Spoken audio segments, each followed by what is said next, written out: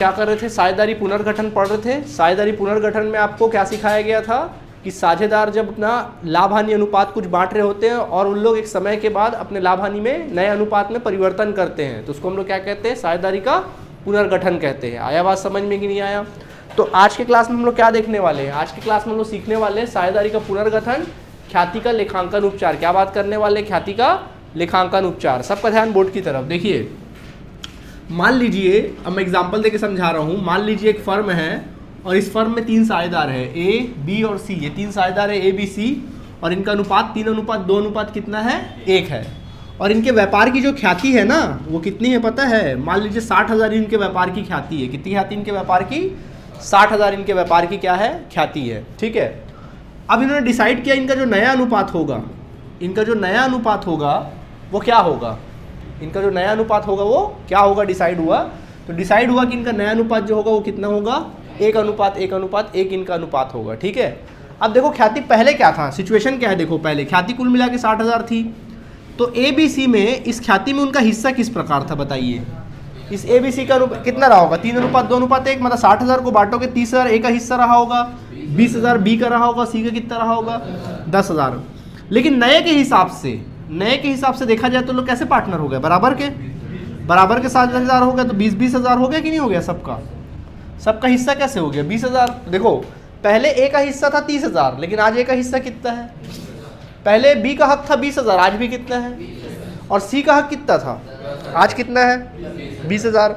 तो गौर से अगर देखोगे तो ए का हिस्सा कम हो रहा है, बी का हिस्सा जस का तस है, लेकिन सी का हिस्सा क्या हो रहा है, बढ़ रहा है। तो ख्याति में चेंजेस आ रहा है कि नहीं आ रहा है? तो भाई देखो, लाभ हानि परिवर्तन होने की वजह से ख्याति में जो उनका हक होता है, जो उनका अधिकार होता है, वो अधिकार का अमाउंट भी क्या हो जाता है, चेंज हो जाता है। तो इनको किस प्रकार एडजस्ट किया जाए, तो कैसे एडजस्ट किया जाए, तो क्या कर सकते बताओ?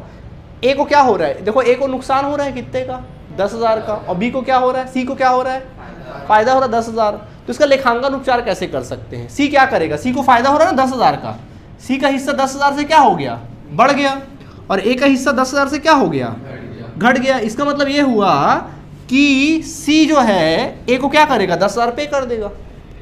सी जो है ए को कितना रुपए पे कर देगा, 10,000 पे कर देगा। समझ में आया? इसी को बोलते हैं लेखांकन उपचार। किस प्रकार लेखांकन उपचार करेंगे भाई? उपचार कैसे होगा भाई? इसका हिस्सा, नया हिस्सा कितना है, 20 है, इसका नया हिस्सा कितना है, 20 है।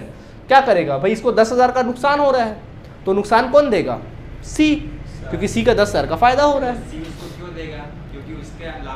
भाई इसका हिस्सा बढ़ रहा है ना, सी का करके देगा।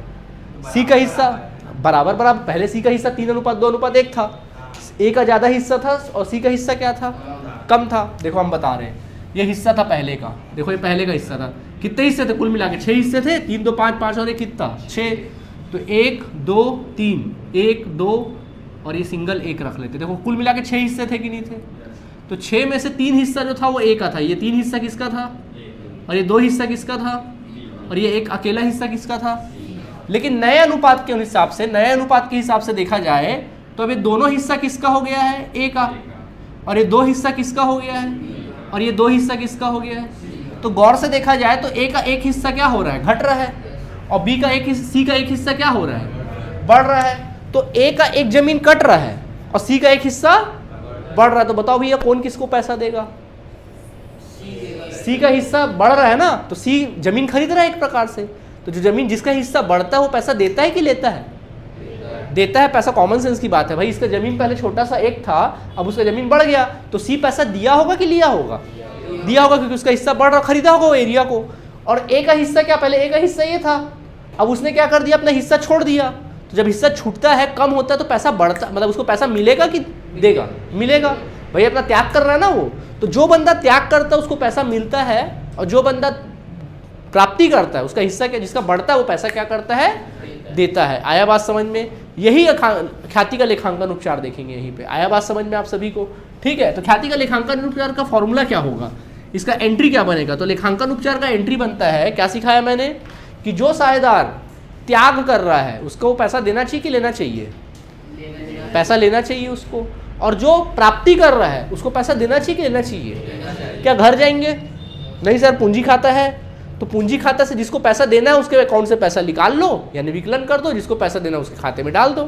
तो क्या लिखेंगे, प्राप्ति करने वाले साझेदार का क्या बोलेंगे, प्राप्ति करने वाले साझेदार का पूंजी खाता विकलन, जो साझेदार प्राप्त कर रहा है उसको पैसा देना है कि नहीं देना है, तो उसके अकाउंट से पैसा निकाल लो।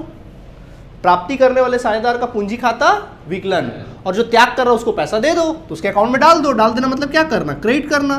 त्याग करने वाले साझेदार के पूंजी खाते से, साझेदार के पूंजी खाते से ये एंट्री बनता है। समझ में आया कि नहीं आया?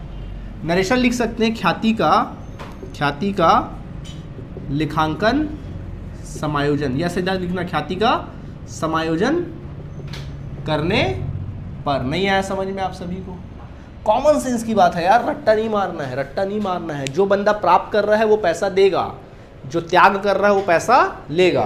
तो क्या घर वर जाएंगे पैसा लेने देने? उनका खाता है ना, जिससे पैसा वसूलना है उसके अकाउंट से निकाल लो, और जिसको पैसा देना है उसके अकाउंट में डाल दो, बात खत्म। निकालना मतलब विकलन, डालना मतलब समाकलन। समझ आया कि नहीं आया? तो ये है बच्चों ख्याति का लेखांकन उपचार। क्लियर हुआ कि नहीं हुआ?